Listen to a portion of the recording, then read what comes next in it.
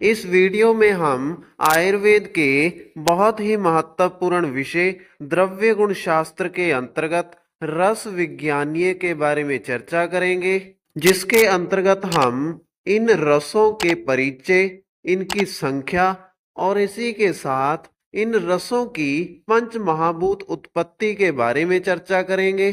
तो इन सभी विषयों को अच्छे से जानने और समझने के लिए वीडियो को अंत तक जरूर देखिएगा।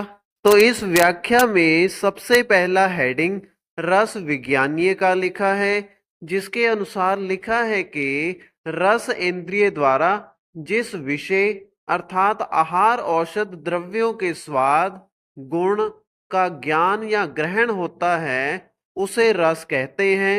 रस उत्पत्ति में जल और पृथ्वी आधार कारण है। इसी से संबंधित इसके आगे श्लोक लिखा है, रस्यते आस्वाद्यते इति रसः।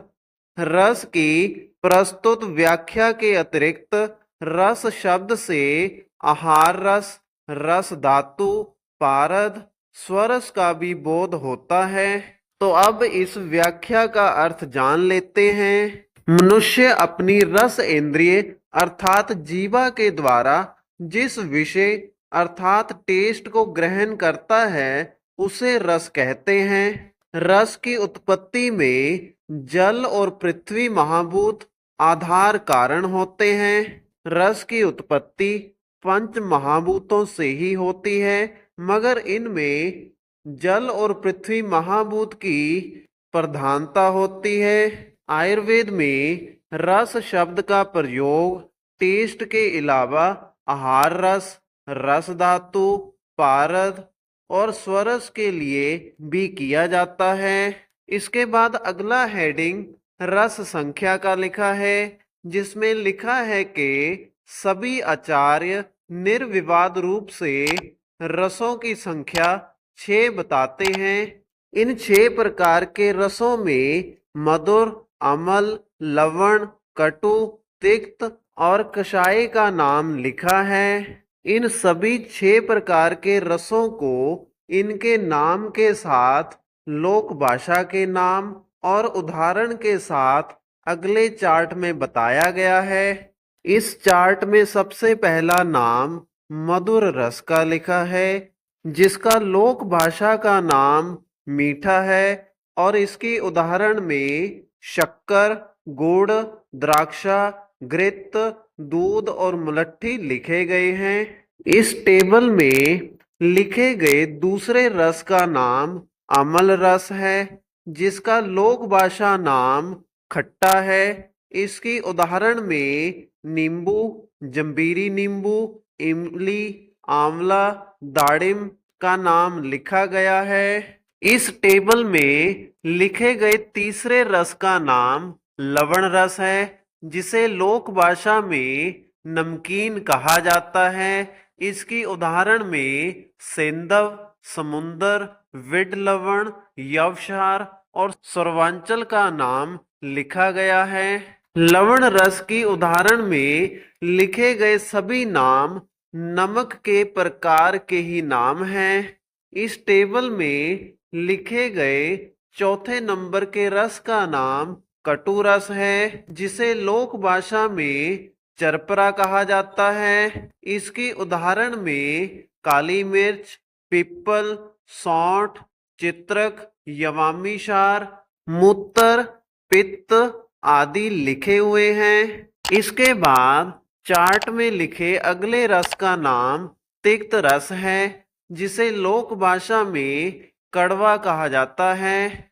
इसकी उदाहरण में नीम, गुड़ूची, चिरायता, करेला, कुटज और अतीस का नाम लिखा है। इसके बाद चार्ट के अंत में कषाय रस का नाम लिखा है, जिसे लोक भाषा में कसैला कहा जाता है। इसकी उदाहरण में हरड़, बहेड़ा, अशोक, बबूल, अर्जुन और धातकी का नाम लिखा है। इसके बाद अगली लाइन में लिखा है, आधुनिक विद्वान 4 ही रस मानते हैं, जिसमें मधुर, अम्ल, लवण और तिक्त रस का नाम आता है। यह आधुनिक विद्वान कटु और कषाय रस को स्वतंत्र रस नहीं मानते।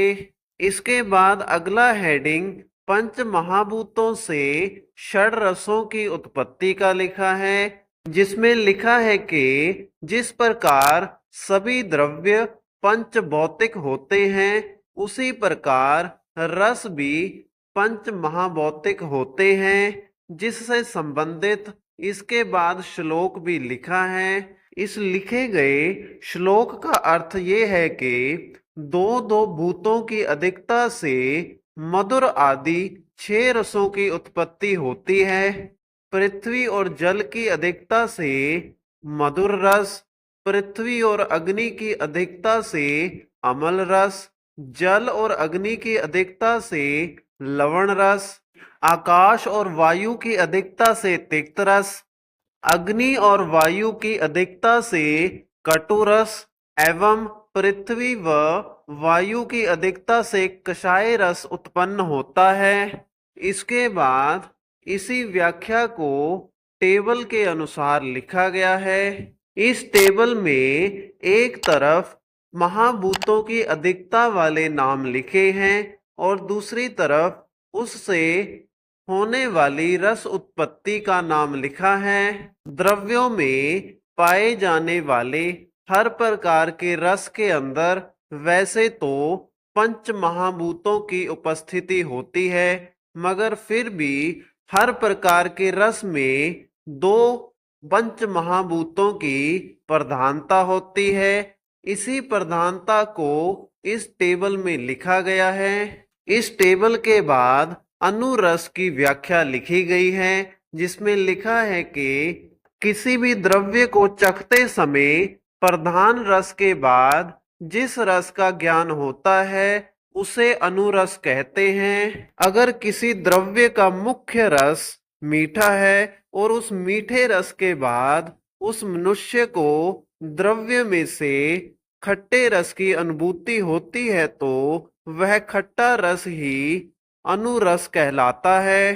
तो इसी के साथ हमारी इस वीडियो का विषय यहीं पर समाप्त होता है। अगर आपको वीडियो अच्छा लगा तो वीडियो को लाइक करें और इसी प्रकार से आयुर्वेद से संबंधित वीडियोस को निरंतर प्राप्त करने के लिए हमारे चैनल को सब्सक्राइब करें।